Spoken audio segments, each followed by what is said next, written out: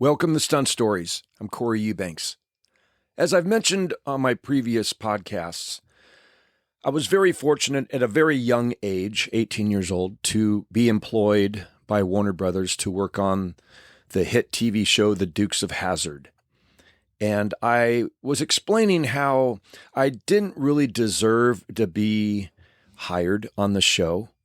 It was because of nepotism, because of my father making a phone call. And how the team of stuntmen that were currently working on the series didn't like the idea that I was now working as a stuntman. And understandably so. I mean, there was a long line of veteran stuntmen who deserved to work on the show, who had the talent and the skills and the expertise that I did not have. But there I was, working on the series, and I guess they figured the only way to get rid of me was to torture me. And they were very good at this and very creative in many ways. Some of them are kind of humorous. Like this one time, there was an actor that was, I would say approximately 6'3" tall. And he was being escorted in the back of Roscoe's patrol car. And in the course of him being driven from one location to another, he somehow opens the back door and dives out of the vehicle and tumbles down this hill. But I didn't come anywhere close in height to this actor. And I remember when they said, that's what you're going to do, Corey. You're going to be in the back seat and you're going to be going out the back door and tumbling down this hill as his vehicle's going down the road at, 30, 35 miles per hour. And I thought, okay, this is my chance to show these guys that, I could be tough. I can do this. I could be a stuntman. They were testing me. I felt like this is like, okay, let's see if you got what it takes. And I was excited to do this stunt, actually.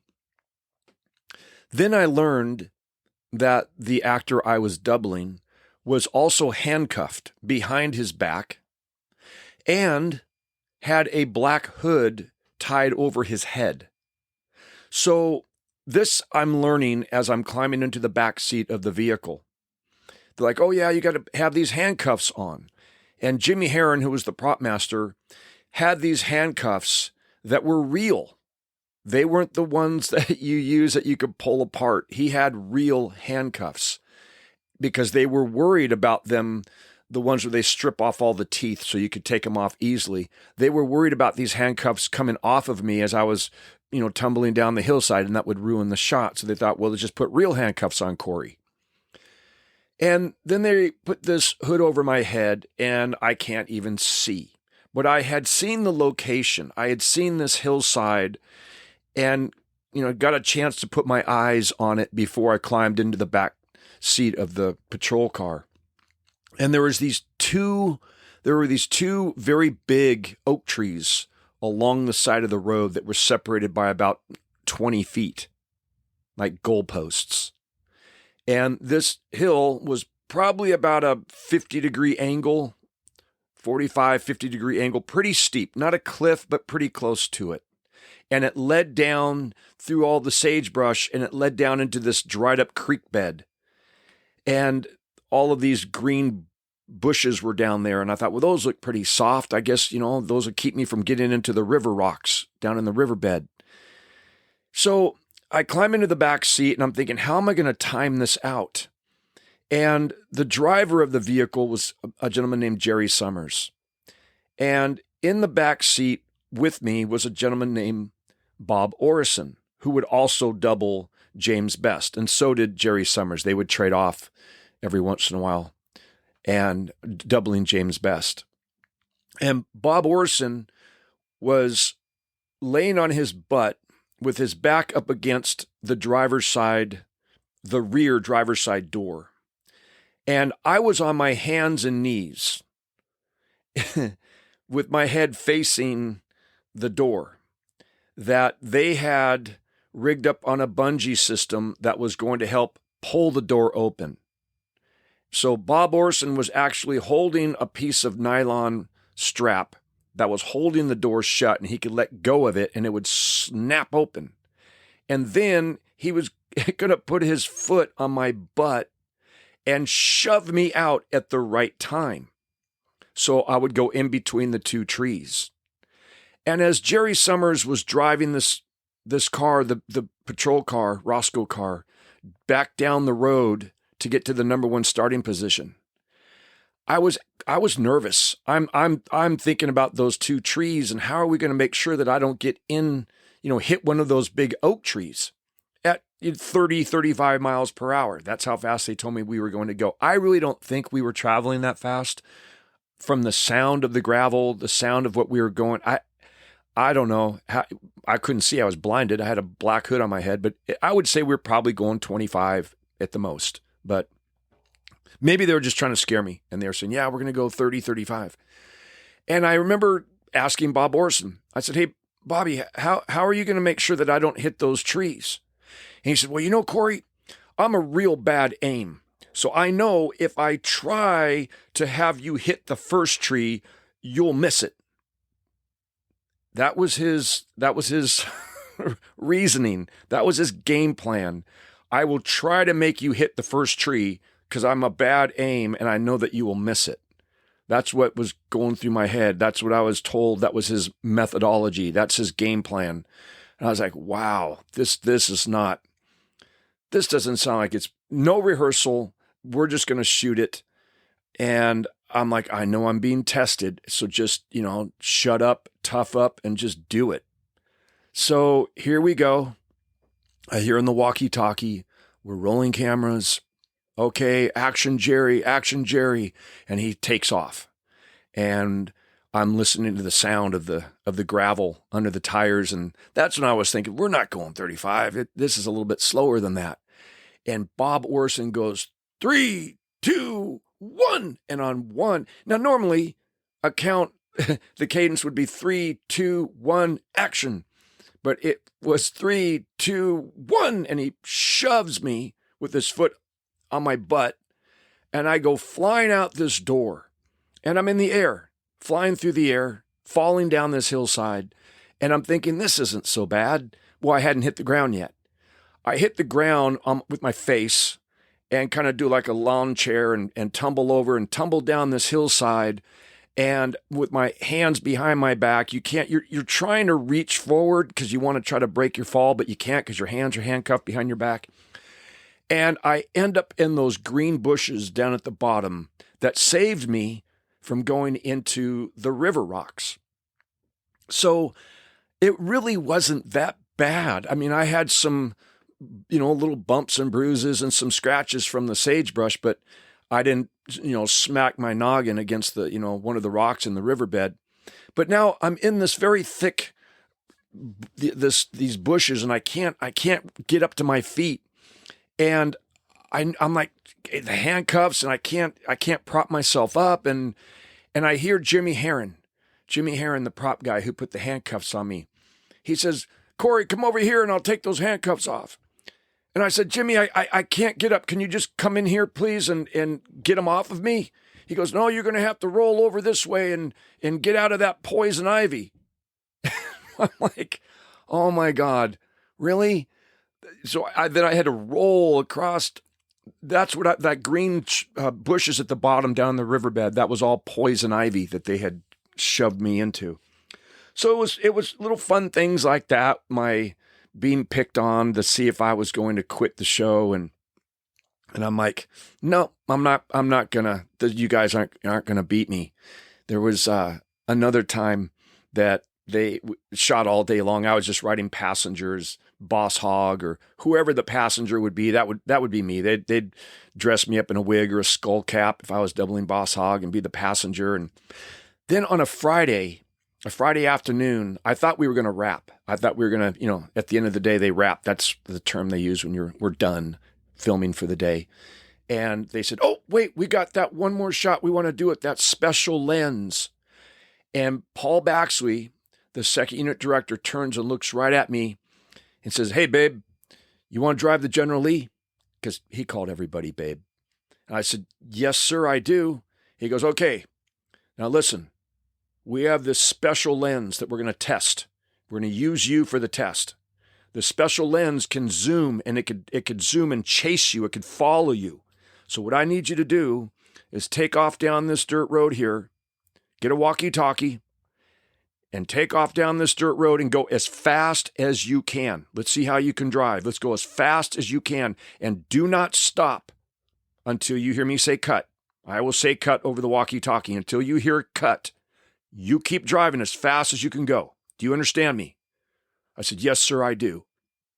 I got that General Lee. They actually brought it up to me and opened the door like a valet, and I got in. That's awfully nice of them. And here I am getting to drive the General Lee, and I'm going to show these guys how I can drive. And because, I had some confidence having grown up on my dad's ranch, driving that GMC on the dirt roads all over that ranch for, many, many years as a young teenager. And I knew how to drive on dirt. So I was confident. It was my first time getting to drive the General Lee. And I was so excited. And I had my seatbelt snugged down tight and had the car in low gear so I could take off real fast. And he said, "All right, babe, you ready?" I said, "Yes, sir, ready." He goes, "All right, roll cameras, roll the camera." And he goes, "Okay, action, Corey, action, go, go, go." And I just floor it, and I take off down this road. And I'm winding out, so I had to shift up into second gear and up into third gear and made my first turn and thought, I was going to overslide and go off the road a little bit, and went down through this little creek area. And now I had a straightaway, and I'm like, I got on it. I was going fast. I'm thinking to myself, I am really impressing them. I'm showing them I can drive. I know they got to be impressed. And then I went around this turn and down through another creek area, this dried up creek bed, and slowed down a little bit to go up this hill, and then went up over this hill. And I'm like, I've been driving for well over a minute, maybe a minute and a half. And I kept going, and I checked the volume. I reached down and grabbed my walkie-talkie. I had it right between my legs, and I made sure the volume was up all the way, waiting for a cut, cut, cut. And I'm thinking to myself, what kind of special lens is this that can see me? I'm like a half mile, 3/4 of a mile away behind a mountain down in another valley. How can this lens even see me? And I'm thinking, but he said, don't stop till you hear cut. So I kept going. I don't know, maybe another 1/4 mile until I went around another hillside, and I just came to a stop because I think I ran into a wall of common sense that just stopped me right there and says, whoa, wait a minute, Corey, come on. There's no satellites that they're broadcasting to shoot down to get coverage of footage. And there's no way the lens can see through a mountain. I can't see the camera. How can the camera see me? And I stopped and thinking to myself, what do I do? Am I out of radio range? Maybe that's it. Maybe I've gone too far and this walkie-talkie just can't transmit this far. So I turned the General Lee around, and very slowly I started driving back. And like I said, I'd been driving for a couple of minutes. Maybe in total, maybe 3 to 4 minutes, which that's you could cover a lot of real estate in 3 to 4 minutes when you're full throttle. And now I'm driving back at like 10 miles an hour. And I wanted to find that one bend in the road around the mountain where I could see where they were. I wanted to park and get out, and I did. I go, that's that little curve right there. That's where I disappeared from camera. I know it. So I parked the General Lee, and I started walking and kind of peeking around the corner of this, where these bushes were in this tree, to see like that's where the camera was. And I could see they were gone. The whole crew was gone. I'm like, what? And I got back in the General Lee, and I drove a little bit further down the road, and yep, I could see exactly where all the tire marks were from the cars that were parked there before, and the footprints on the dirt, and they were gone.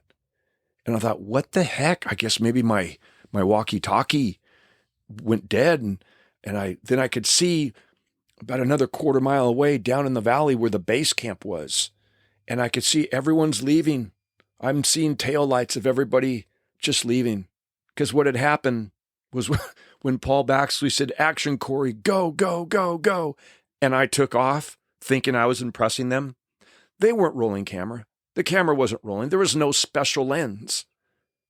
When I took off down the road, Paul Baxley turned around to the crew and said, "All right, guys, hey, thanks for a great week. You guys have a great weekend. We'll see you on Monday." So that was kind of an innocent, harmless, practical joke that they played on me. So it was, okay, you guys, you got me. You got me on that one. And I thought, well, maybe they're doing these practical jokes on me because they're trying to break me in and make me feel like I'm one of them. I don't know, let's pick on the new guy type of thing. So then there was a couple weeks later that I get to drive the Roscoe car, doubling James Best. And I'm wondering, well, why am I driving and not Bob Orson or Jerry Summers? And in front of the Boar's Nest, there's this dirt road, and then another road that comes down that T-bones right into it. And Paul Baxley said to me, "I want you to come straight down the road toward the Boar's Nest and just skid to a stop right here in the intersection, right here in the middle of the road." And I said, "Okay, do you want me to hit the emergency brake and try to skid?" He goes, "Just get in the car, on action. You drive down here and you stop here in the middle of the road." I said, "Yes, sir." So I got in the Roscoe car and drove up the road a little bit and turned around. And as I was sitting there waiting to go, kind of snugged down my seatbelt a little bit. And I'm looking at the camera that's directly in front of me, that's right in front of the Boar's Nest. And I'm like, I don't know what this shot is, but I'm just going to do what he said. So they say, "All right, let's roll cameras." They're rolling 2 cameras. They call action, and I take off down the road, heading toward the camera. And I wasn't going very fast. I didn't want to touch the emergency brake and try to skid because he said not to. So I just rolled to a stop right in the middle of the road. And both my front windows were down. And off to my right, I could hear an engine approaching. I could hear, "Whoa," and I look off to my right, and here comes another patrol car. And it's going very, very fast, coming towards me. And then off to my left, I hear another patrol car. "Whoa," and I look, and here comes Al Wyatt Jr. And the other patrol car was being driven by Gary Baxley. And Gary pitches the vehicle into a 90. And he's going to slam right into me. And I thought, oh my God. So I just hung onto the steering wheel. And he crashed into me, which caused me to go toward him because it pushes the vehicle like out from underneath you. So my head went way toward the passenger side. And then Al Wyatt Jr. slammed his car into me at like 40 miles an hour, which then threw my head back the other direction. And I hit the pillar right there where the door is. And the next thing I know, I wake up and I'm laying on the ground in front of the Boar's Nest with Mike Escoboza, who was our set medic. And he was tending to a little wound in my head where I was bleeding.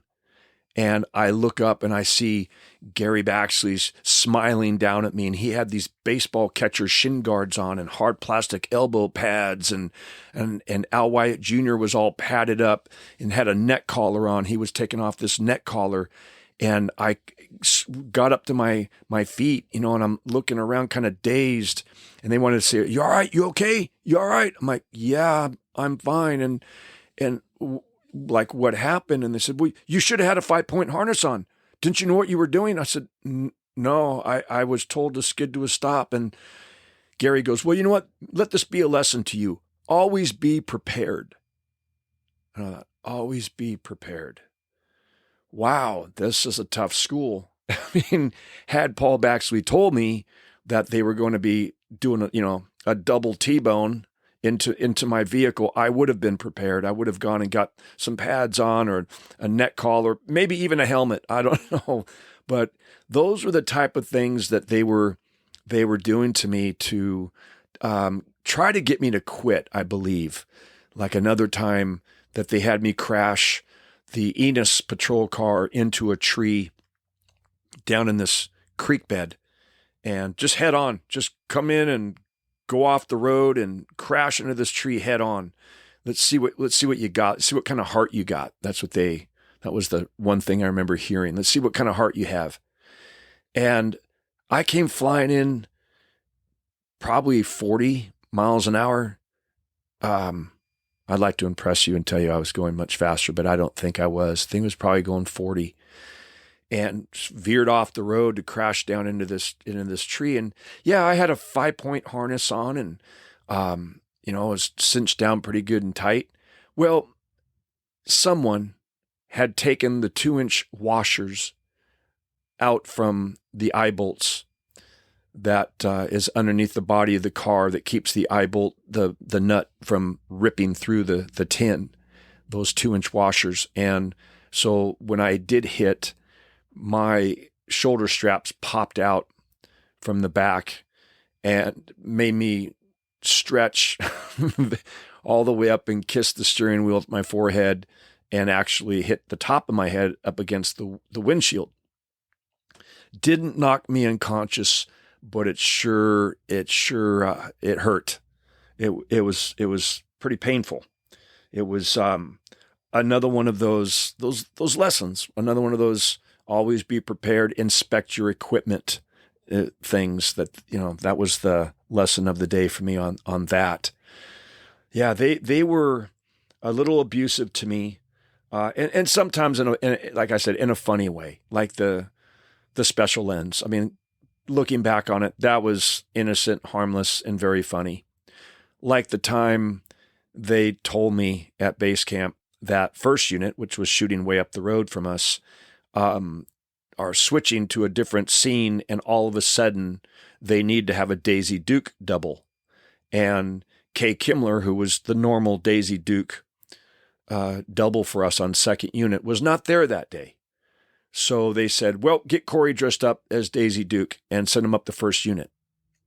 And I'm like, oh my God, please, no, not the Daisy Duke shorts. Don't, please, no. And it turned out I didn't have to wear the Daisy Duke shorts. I had to wear a skirt. So here I am in this skirt. And I remember I tried to roll up my pant legs up past my knees and could barely get to my knees. And they're like, no. You got to just take your pants off, be in your underwear, and put this skirt on. And I'm like, okay, so this is awkward and uncomfortable. I'm going to have to wear a skirt in front of all the stunt guys. Oh my God, are you kidding me? So I got this skirt on, and then they go, okay, come on, Corey, get in the hair and makeup.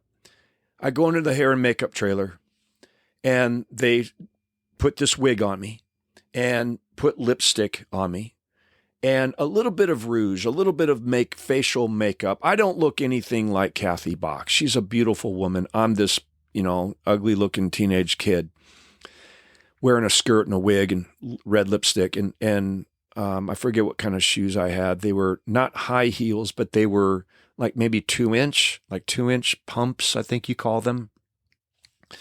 So as soon as I get through the works in hair and makeup and they open the door, there's the Daisy Jeep waiting for me. Okay, Corey, here, take this walkie-talkie, get in the Jeep. They're waiting for you. Go up the first unit.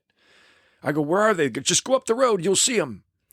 So I jump into this Jeep and I start to take off. And I don't know if you've ever driven a Jeep in a skirt with a wig, but it's very weird what happens. Driving forward at like 25, 30 miles an hour, your skirt wants to blow back. It wants to blow up. It wants to blow back, exposing your legs, and you're trying to push the skirt down. But then your wig, for some reason, wants to go forward, which makes it very hard to see. So your wig's blowing forward in your face, and your skirt's blowing up. And so you're trying to constantly push your skirt down and move the hair out of your face. And it's very difficult to drive when you're wearing a wig and a skirt in a convertible Jeep. Just FYI, just in case someday you want to go out and try that, you need to be forewarned. So I then see up the road, I see the first unit, and they got all the trucks and the crew and much, much bigger production vehicles and crew than our second unit. And I knew that the first AD's name was JP, and I knew what he looked like, but I'd never met him. So I pull up there in the Jeep, and I get out, and right away I see the grips looking at me, and the electricians and some of the transpo guys and some of the other crew members are looking at me. And I see JP standing in the middle of the set, and he was talking to Tom Wopat and John Schneider. And so I'm like, I better go up and find out what they need me to do, because this was like an emergency, get up there right away. So I'm walking, trying to be not graceful, but try not to break an ankle walking on these pumps through the, I'm on the dirt, across this field. Was not a flat surface. It's not easy to walk. I got to give credit to women walking in those high heel pumps. It's not easy. Could break an ankle. So I walk up to JP, and they're staring at me like everyone could just get silent. Of course, though, I did hear off to the side, I heard a whistle, like someone whistled at me. So I impressed somebody with how I looked in the skirt, apparently. And I go up to JP and I said, okay, I'm here. What do you need me to do? And he goes, well, yeah, I can see you're here, but the question is, why are you here? And I said, well, they said at second unit that you guys needed right away, you needed a Daisy Duke double to drive the Jeep in this scene that you're shooting. And he goes, no, we don't. We don't need a Daisy Duke double today, Corey. They're messing with you. So then the crew started applauding and more whistles, and it was embarrassing. It was embarrassing for me. I had to turn around and walk away and climb back in my Jeep and drive down the second unit. And I was like, these guys, they would pick on me. It was it was a challenging time when I first started out working on the Dukes of Hazzard. And then I remember as the time passed, I saw Paul Baxley at the end of the day. We had wrapped, and it was on a Friday, and he was getting ready to get into his car. We all had at crew parking and drive off, and he stopped and looked back at me as I was walking off toward my car. And he said, hey, babe, you want to jump to General Lee? And I could not believe what I'd heard. And I said, yes, sir, I'd love to. He goes, all right, Monday. And he got in his Jaguar. He had this Jag, and he drove off. And I remember that weekend how excited I was, knowing come Monday, I'm going to get to jump the General Lee. I was like, oh my God, I was so excited. So excited. I couldn't sleep all weekend. I show up Monday morning. There's a General Lee with a roll cage in it. My heart's already pounding. And then it was the first shot of the day, actually. And we went up to the location where they were setting the jump ramps. And it was a typical construction site type of thing where, a mound of gravel where I think I was doubling Bo Duke at the time. He was supposed to be driving the car, and he's going to just do a jump. And they had put this nitrous oxide tank in the car and a foot switch down on the left-hand side, like where the high beam switch would be. There's a foot switch there. And they were telling me that when I get halfway to the jump ramp that I need to stomp on that nitrous oxide button. And I learned later on that this was an experiment. They had never used nitrous oxide before for a jump. And they figured, well, if it's going to go wrong, if something bad's going to happen, let's have it happen with Corey. So, but I was completely oblivious to the fact that this was an experiment. And I was, for the very first time, putting on this jump vest. And Richie Birch, who was the camera car driver, would always be the guy. What a great man. It's so sad that he's no longer with us. Richie Birch was just an awesome human being that would help out all the stunt guys. And he was lacing me up in this jump vest. And I climbed into the car and I had my baseball catcher shin guards on because I'd seen Gary Baxley wear those and Al Wyatt Jr. And I had my hard plastic elbow pads on, and I had my own neck collar and my own helmet and goggles and gloves and everything. I was accumulating my own equipment by this time and had my own stunt bag and my own set of lap belts and, my 5-point harness. And Richie Birch was helping me get strapped in, and they would take this 3/4-inch bungee cord and wrap it through the D-rings up around the roll bar and tie it in knots. I mean, you're like committed. You're in this vehicle. You can't get out until someone cuts that bungee and lets you out, even if you hit your 5-point harness. And I was so nervous. I remember just staring at that jump ramp, and I'm like, this is it, Corey. You have got to impress them. You have got to go. I already knew I'm going to go full throttle on this. And I got strapped in, and I must have sat there strapped in with that tight vest kind of choking me for like 25 minutes waiting. And they then gave me there was a gentleman standing alongside me, and they gave him the cue on the walkie because I didn't have a walkie-talkie with me in my vehicle. They told him, okay, have Corey start the car. And I started the General Lee, revving it, getting it ready. And I went ahead and put it down in low gear. And they said, action, action, action. And I took off. Got halfway. I shift up in the second gear. And I looked down at that button. I'll go, I'm halfway there to the jump ramp, just like they said. And I stomped on the nitrous oxide on the button, just as I was told. Well, when you're driving on loose gravel and you have the General Lee, a 69 Dodge Charger, and they've the torsion bars on the front, they put down all the way. So make the front end very, very stiff. It raises the nose a little bit when they tighten the torsion bar all the way. And when you have 450 pounds of lead weight in the trunk of your car, it makes it very fishtail. You got a lot of load in the back and very light on the front end. And as you go to steer, the front wants to plow a little bit. It doesn't have really enough weight on it to really help maneuver the vehicle. And then when you hit nitrous oxide and shoot that through the pistons, man, it breaks traction and makes things worse. I was like fishtailing like crazy, and I had to take my foot off of that button. I'm like, I'm going to lose control of this car. And I took my foot off of it and just remained on the accelerator and straightened it out like right at the last moment and hit that jump ramp that nobody had forewarned me of the impact of hitting the jump ramp. These were not launch ramps. These were not very smooth where it's an easy transition from the road onto the ramp, which real gradual. And then you just kind of elevate yourself and float off the end of the ramp. These jump ramps were like a compression ramp. It's like if you took a hard baseball, and you bounced it off of a piece of wood, or off of the ground. It's that. It's a bounce. It's not a launch. It's like hitting something and bouncing up into the air. So the impact's very violent. It's very sudden. It really gets your attention.